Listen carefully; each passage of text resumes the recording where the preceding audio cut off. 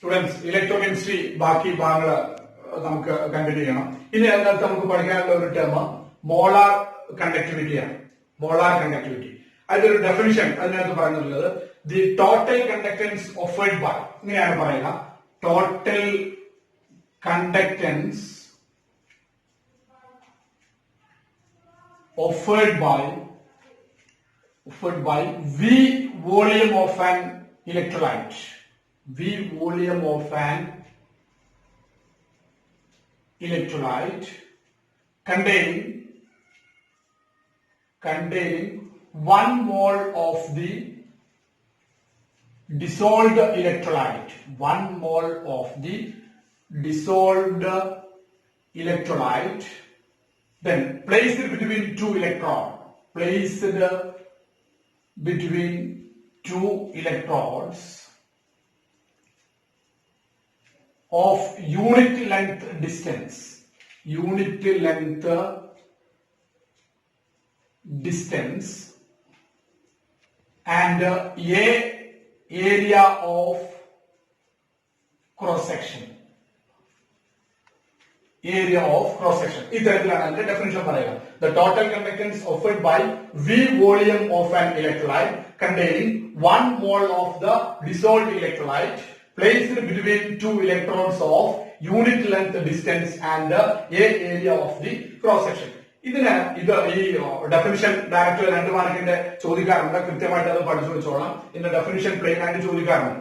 Then ഇനി ഇതിന്റെ ഒരു ഇക്വേഷൻ നമുക്ക് പറയാനുള്ളത് lambda m is equal to k into a divided by L, where a is the area of cross section and L is the distance between the electron. Then when L is equal to 1 unit length, unit length distance എന്ന് നമ്മൾ പറഞ്ഞു 1 unit ആയി വെക്കുക.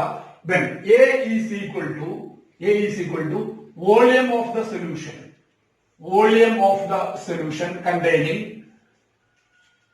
containing 1 mole of the dissolved electrolyte. 1 mole of the electrolyte. 1 mole of electrolyte. അങ്ങനെയാണെങ്കിൽ ഈ equation എന്തായിട്ട് മാറും? Lambda M is equal to then k into v ആയിട്ട് മാറുകയാണ് ചെയ്യുക. Lambda M is equal to k into v. then ഇതിന്റെ ഒരു variation നമുക്ക് പറഞ്ഞു നോക്കാം.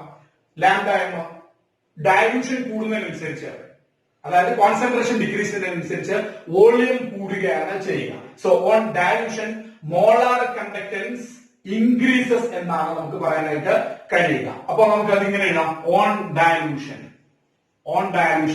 ലാംഡ എം ഇൻക്രീസസ് എന്ന് എഴുതാം. അത് തിയററ്റിക്കലായിട്ട് എങ്ങനെയാണ് നമ്മൾ എക്സ്പ്ലെയിൻ ചെയ്യാൻ കഴിയുക? ഡയലൂഷൻ കൂടുന്നതിനനുസരിച്ച് വോളിയം കൂടും. വോളിയം കൂടിക്കഴിഞ്ഞാൽ ലാംഡ എമ്മിന്റെ വാല്യൂ കൂടുന്നു. ഇനി നമ്മൾ നേരത്തെ പഠിച്ചിട്ടുണ്ട്, ഡയലൂഷൻ അനുസരിച്ച് സ്പെസിഫിക് കണ്ടക്ടൻസ് കെ ഡിക്രീസ് ചെയ്യുന്നു എന്നുള്ളത് നേരത്തെ ഒരു വീഡിയോയിലൂടെ നമ്മൾ കണ്ടതാണ്. പക്ഷെ കെ ഡിക്രീസ് ചെയ്യുന്നുണ്ടെങ്കിൽ പോലും അതിന്റെ വാല്യൂവിനെ മറികടക്കത്തിൽ രൂപത്തിലുള്ള ഒരു വോളിയത്തിന്റെ വാല്യൂവിൽ ഒരു ഇൻക്രീസ് ഉള്ളത് കൊണ്ട് ലാംഡ എമ്മിന്റെ വാല്യൂ ഡയലൂഷൻ കൂടുന്നതിനനുസരിച്ച് വോളിയം കൂടുന്നത് കൊണ്ട് ഇൻക്രീസ് ചെയ്യുന്നു എന്നാണ് നമുക്ക് പറയാനായിട്ട് കഴിയുക.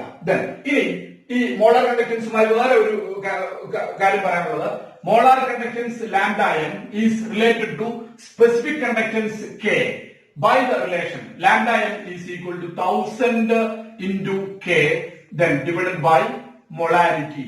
ഈ ഇക്വേഷൻ പഠിച്ചു വെച്ചോളാം. ലാംഡ മോളാർ കണ്ടക്ടൻസ് സ്പെസിഫിക് കണ്ടക്ടൻസും മൊളാരിറ്റിയുമായിട്ട് റിലേറ്റ് ചെയ്യുന്ന ഒരു ഇക്വേഷൻ ഈ തരത്തിലാണ് നമ്മൾ പറയുക. Lambda M is equal to 1000 into k divided by molarity, where k is the specific conductance and molarity and 1000 is a constant. അപ്പൊ ഈ ഇക്വേഷൻ കൃത്യമായിട്ട് പഠിച്ചു വെച്ചോളണം. പ്രോബ്ലം ചെയ്യാൻ ആവശ്യമായിട്ട് നമുക്ക് വരുന്ന ഒരു ഇക്വേഷൻ ആണ് lambda M is equal to 1000 into k divided by molarity. അപ്പോ ഇത്രയും കാര്യങ്ങൾ ഒന്നുകൂടെ പറയുന്നു. മോളാർ കണ്ടക്ടിവിറ്റി അതിന്റെ ഡെഫിനിഷൻ കൊടുക്കുക. അതിന്റെ ഇക്വേഷൻ നമ്മൾ പറഞ്ഞു, lambda M is equal to k into a divided by L. എന്ന് പറഞ്ഞാൽ volume of the solution containing 1 mole of the electrolyte ആയിട്ട് പരിഗണിച്ചു കഴിഞ്ഞാൽ lambda M is equal to k into v എന്ന് എഴുതാം. അപ്പോ ഡയലൂഷൻ കൂടുന്നതിനനുസരിച്ച് വോളിയം കൂടുകയാണ് ചെയ്യുക. അതിനനുസരിച്ച് ലാംഡ എമ്മിന്റെ വാല്യൂ ഇൻക്രീസ് ചെയ്യുന്നു. അതിന്റെ തിയററ്റിക്കൽ റീസൺ നമ്മൾ പറഞ്ഞു.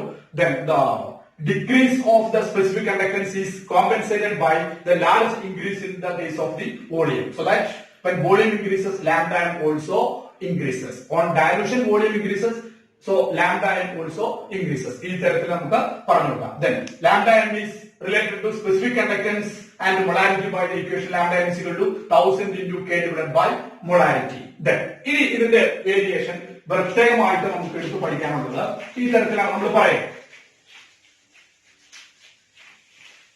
അതിന്റെ വേരിയേഷൻ പഠിക്കാം. Okay,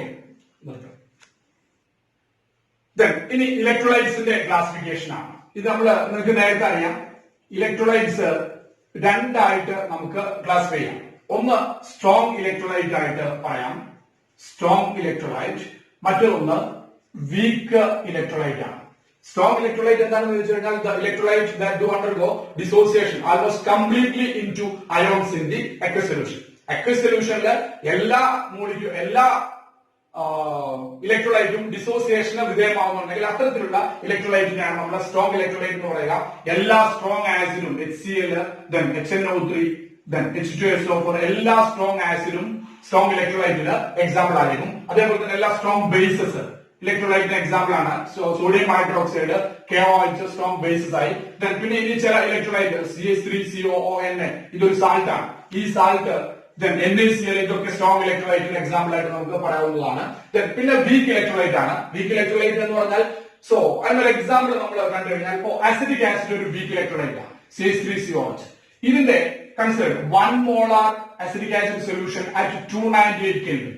Then we can say that 4 out of 1000 molecule will ionize as then CH3COOH ionize ചെയ്യുമ്പോൾ നമുക്ക് ഇങ്ങനെയാണ് വരിക, CH3COO minus and H plus. അപ്പോ 1000 മോളിക്യൂളുകൾ ഈ കണ്ടീഷനിൽ 1 molar 298 Kelvinൽ പരിഗണിച്ചു കഴിഞ്ഞാൽ മൊത്തം 1000 മോളിക്യൂൾ ഉണ്ടെങ്കിൽ 4 മോളിക്യൂളുകൾ മാത്രമാണ് CH3CO minus and H plus ആയിട്ട് അനലൈസ് ചെയ്യുന്നത്. അപ്പൊ ഇത്തരത്തിലുള്ള ഇലക്ട്രോലൈറ്റ് നമ്മൾ വീക്ക് ഇലക്ട്രോലൈറ്റ് ആയിട്ടാണ് പരിഗണിക്കുക. അപ്പൊ വീക്ക് ഇലക്ട്രോലൈറ്റ് എന്ന് പറഞ്ഞു കഴിഞ്ഞാൽ ആൾമോസ്റ്റ് കംപ്ലീറ്റ് അയോൺസ് ആയിട്ട് ഡിസോസിയേറ്റ് ചെയ്യുന്ന aqueous സൊല്യൂഷനിൽ ഉള്ള ഇലക്ട്രോലൈറ്റ് ആണെങ്കിൽ അത് സ്ട്രോങ് ആണ്. അപ്പോ the electrolyte which do undergo only partial ionisation or partial dissociation in aqueous solution is called the week electrolyte. Example എല്ലാ വീക്ക് ആസിഡുകളും എക്സാമ്പിൾ ആണ്.